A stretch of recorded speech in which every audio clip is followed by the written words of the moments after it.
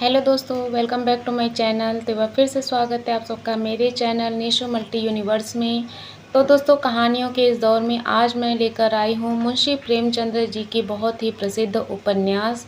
दोस्तों, उपन्यास आप लोग जानते हैं कि वह हमेशा बड़ी होती हैं, और आज का जो उपन्यास है दोस्तों मुंशी प्रेमचंद्र जी का, वह है गोदान। तो आप में से बहुत सारे लोगों ने इस उपन्यास को पढ़ा होगा, मुंशी प्रेमचंद्र जी के। तो मैं छोटे में थोड़ा-सा आपको बता देना चाहती हूँ दोस्तों कि जो गोदान है वह मुंशी प्रेमचंद्र जी के ग्रामीण जीवन से जुड़ी हुई किसानों के मतलब संघर्ष की कहानी है इसमें। और इसमें मतलब कि होरी जो है वो एक मुख्य पात्र में होता है, जो कि किसान वर्ग का प्रतिनिधि करता है। और आज उसी उपन्यास को मैं अपनी आवाज़ में सुनाने जा रही हूँ दोस्तों, तो चलिए बने रहिए मेरे साथ। दोस्तों, होरी राम ने दोनों बैलों को सानी पानी देकर अपनी स्त्री धनिया से कहा, गोबर को उखड़ने भेज देना, मैं न जाने कब लौटूं, जरा मेरी लाठी दे दे। धनिया के दोनों हाथ गोबर से भरे हुए थे, तो उपले पात कर आई थी वो। बोली, अरे कुछ रस पानी तो कर लो। बोली, ऐसी जल्दी क्या है? होरी ने अपने झुर्रियों भर से भरे हुए माथे को सिकोड़ कर कहा, तुझे रस पानी की पड़ी है? मुझे यह चिंता है कि अबेर हो गई है, मालिक से भेंट न होगी। स्नान पूजा करने लगेंगे तो घंटों बैठे बीत जाएगा। इसी से तो कहती हूँ कि कुछ जलपान कर लो, उसकी स्त्री बोलती है। और आज न जाओगे तो कौन हरज होगा, अभी तो परसों गए थे। तू जो बात नहीं समझती उसमें टांग क्यों अड़ाती है? भाई, मेरी लाठी दे दे और अपना काम देख। इसी मिलते जुलते रहने का प्रसाद है कि अब तक जान बची हुई है, नहीं कहीं पता चल न लगता कि किधर गए हम। गांव में इतने आदमी तो हैं, किस पर बेदखली नहीं आई, किस पर कुड़की नहीं आई। जब दूसरे के पांव तले अपनी गर्दन दबी हुई है तो उन पांवों को सहलाने में ही कुशलता है। धनिया इतनी व्यवहार कुशल न थी। उसका विचार था कि हमने जमींदार के खेत जोते हैं तो वह अपना लगान ही तो लेगा, उसकी खुशामद क्यों करें, उसके तलवे क्यों हम सहलाएं। यद्यपि अपने विवाहित जीवन के इस 20 वर्षों में उस अच्छी तरह अनुभव हो गया था कि चाहे कितनी ही कतर ब्योत क्यों न करे, कितना ही पेट तन काटो, चाहे एक एक कौड़ी को दांत से पकड़ो, मगर लगान बेबाक होना मुश्किल है। फिर भी वह हार न मानती थी, और इस विषय पर स्त्री पुरुष में आए दिन संग्राम छिड़ा रहता था। उसकी 6 संतानों में अब केवल 3 जिंदा हैं। एक लड़का गोबर, कोई 16 साल का होगा, और 2 लड़कियां, सोना और रूपा, 12 और 8 साल की। 3 लड़के बचपन में ही मर गए। उसका मन आज भी कहता था अगर उनकी दवा दारू होती तो वे बच जाते, पर वह एक ढेले की दवा, मतलब एक ढेले का मतलब होता है कि एक पैसे की भी दवा अपने बच्चों को वह कर ना पाई थी। उसकी ही उम्र अभी क्या थी, 36वां ही साल तो था, और पर सारे बाल पक गए थे, चेहरे पर झुर्रियाँ पड़ गई थीं, सारी देह ढल गई थी। वह सुंदर गेहुआ रंग सांवला गया था और आँखों से भी कम सूझने लगा था। पेट की चिंता ही के कारण तो कभी तो जीवन का सुख न मिला। इस चिरस्थायी जीवनावस्था में उसके आत्मसम्मान को उदासीनता का रूप दे दिया था।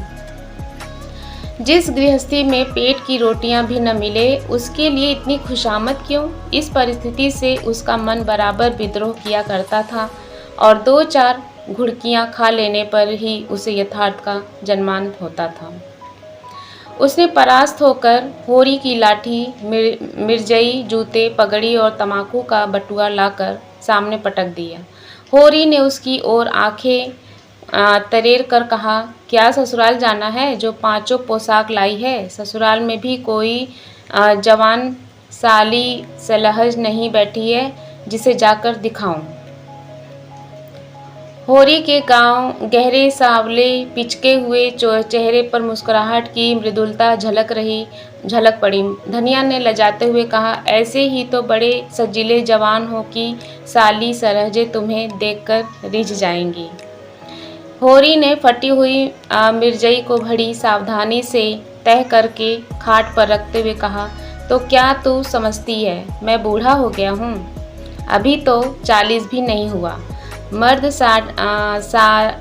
साठे पर पाठे होते हैं। ये मुहावरा है और इस मुहावरे का क्या अर्थ होता है आप लोग कमेंट बॉक्स में ज़रूर लिखिएगा अगर आप लोग को पता है तो। जाकर शीशे में मुंह देखो, तुम जैसे मर्द साठे पर पाठे नहीं होते हैं। दूध घी अंजन लगाने तक को तो मिलता नहीं, पाठे होंगे। तुम्हारी दशा देख देख कर तो मैं और भी सूखी जाती हूँ कि भगवान यह बुढ़ापा कैसे कटेगा, किसके द्वार पर भीख मांगेंगे। होरी की वह क्षणिक मृदुलता यथार्थ की इस जांच में जैसे झुलस गई। लकड़ी संभालता हुआ बोला, साठे तक पहुँचने की नौबत ना आए पाएगी धनिया, इसके पहले ही चल देंगे। धनिया ने तिरस्कार किया, अच्छा रहने दो, मत अशुभ मुँह से निकालो। तुमसे कोई अच्छी बात भी कहे तो लगते हो कोसने। होरी लाठी कंधे पर रख कर घर से निकला तो धनिया द्वार पर खड़ी उसे देर तक देखती रही। उसके इस निराशा भरे शब्दों ने धनिया के चोट खाए हुए हृदय में आतंकमय कंपन सा डाल दिया था। वह जैसे अपने नारीत्व के संपूर्ण तप और व्रत से अपने पति को अभय दान दे रही थी। उसके अंतःकरण से जैसे आशीर्वाद का व्योम सा निकल रहा हो। होरी को अपने अंदर छिपाए लेता था। विपन्नता के इस अथाह सागर में सुहाग की वह तीर था जिसे पकड़े हुए वह सागर को पार कर रही थी। इन असंगत शब्दों ने यथार्थ के निकट होने पर भी मानो झटका देकर उसके हाथ से वह तिनके का सहारा छीन लेना चाहा। बिल्कुल वैसे ही, बल्कि यथार्थ के निकट होने के कारण ही उसमें इतनी वेदना शक्ति आ गई थी। काना कहने से काने को जो दुख होता है वह क्या दो आँखों वाले आदमी को हो सकता है। होरी कदम बढ़ाए चला जाता था। पगडंडी के दोनों ओर ऊख के पौधों की लहराती हुई हरियाली देखकर उसमें मन में कहा, भगवान कहीं गौ से बरखा कर दे और डांडी भी सुभीते से रहे तो एक गाय जरूर लेगा। देशी गाय तो न दूध दे न उसके बछड़े ही किसी काम के हों। बहुत हुआ तो तेली के कोल्हू में चले, नहीं वह पछाई गाय लेगा, उसकी खूब सेवा करेगा। कुछ नहीं तो 4-5 से दूध निकालेगा। गोबर दूध की लिए तरस कर रह जाता है। इस उम्र में न खाएगा पिएगा तो फिर कब खाएगा। साल भर भी दूध पी ले तो दुनिया के लायक हो जाएगा, देखने के लायक हो जाएगा।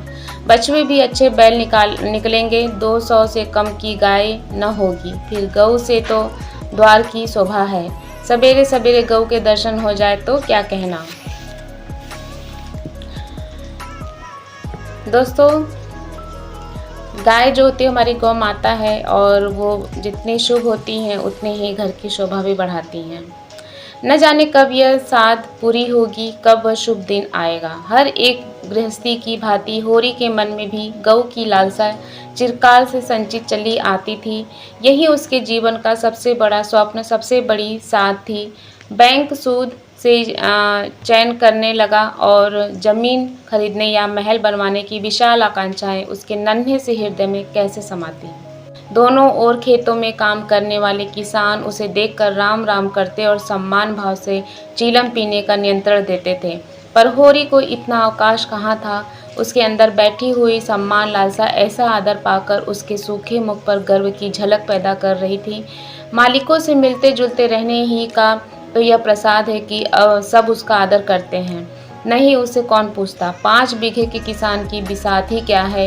यह कम आदर नहीं है कि 3-4 हल वाले मैतों भी उसके सामने सिर झुकाते हैं।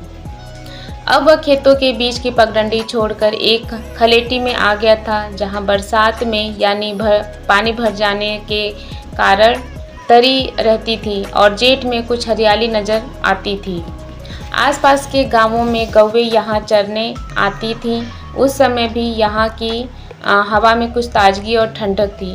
होरी ने 2-3 सांसें जोर से ली। उसके जी में आया कुछ देर यहाँ बैठ जाए। दिन भर तो लूटपाट में लपट में मरना ही है। कई किसान इस गट्ठे का पट्टा लिखाने को तैयार थे, अच्छी रकम देते थे, पर ईश्वर भला करे राय साहब का कि उन्होंने साफ कह दिया कि यह ज़मीन जानवरों की चराई के लिए छोड़ दी गई है और किसी दाम पर भी न उठाई जाएगी। कोई स्वार्थी जमींदार होता तो कहता गायें जाएं भाड़ में, हमें रुपए चाहिए, क्यों छोड़ें। पर राय साहब अभी तक पुरानी मर्यादा निभाते आते हैं, तो जो मालिक प्रजा को न पाले वह भी कोई आदमी है। सहसा उसने देखा भोला अपनी गाय लिए इसी तरफ चला आ रहा है। भोला इसी गांव से मिले हुए पूर्वे का ग्वाला था और दूध मक्खन का व्यवसाय करता था। तो दोस्तों यह थी स्टोरी उपन्यास जो कि मतलब कि गोदान है, और इसके जो आगे के पार्ट्स हैं दोस्तों वो मैं आगे के उसमें अपने वीडियो में लेकर आऊँगी। तो दोस्तों आगे के पार्ट में आप लोग को पता चलेगा कि जो होरी है क्या वो गाय ले पाता है, और जब वो जमींदार के पास जाता तो वो किस ले जा रहा है, वहाँ पे क्या बातें होंगी। तो ये सारी चीज़ें जो हैं वो हम अपने नेक्स्ट पार्ट में जानेंगे। तब तक के लिए बाय बाय, सी यू।